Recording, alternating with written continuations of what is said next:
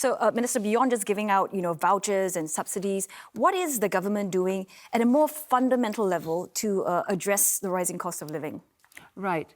That's a really good question. And, the inflation really began post-COVID with logistics crunches, and then, of course, the Russia-Ukraine war.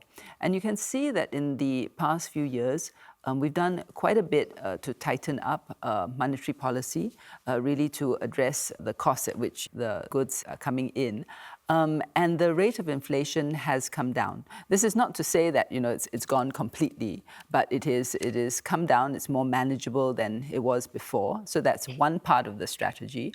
But the other and more important part of the strategy is to make sure that Singaporeans have good jobs and good incomes. Because if your income growth outpaces the inflation and then the cost growth, then obviously you'll be able to manage better, which is why a very large portion of the budget is directed at the economy, as well as equipping and upskilling Singaporeans. I think a number of Singaporeans feel that their wages is just not matching up with the cost of living, inflation, and all of that.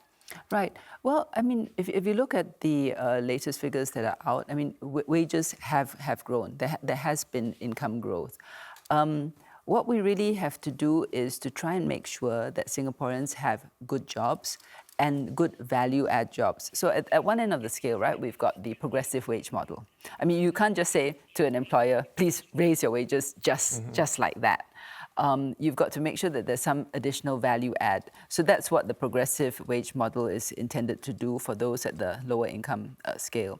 Then in the middle portion, right, you want to grow opportunities. You also want to be able to upskill so that when they upskill, they have value add. Not sure if anyone noticed, but last year we had the working committee on accountants. And we looked at the accountants' starting salaries, the graduates when they came out.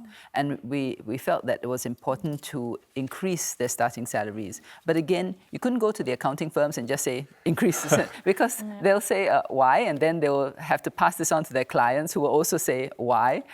So we worked with the IHLs such that when they were in the IHLs, they did internships. We worked on what kind of internships, what goes into the curriculum, and they can have credits for certain subjects that they've done, so that by the time they come out ready to start, they've got more knowledge, more skills under their belt, which justifies the increase in the salary.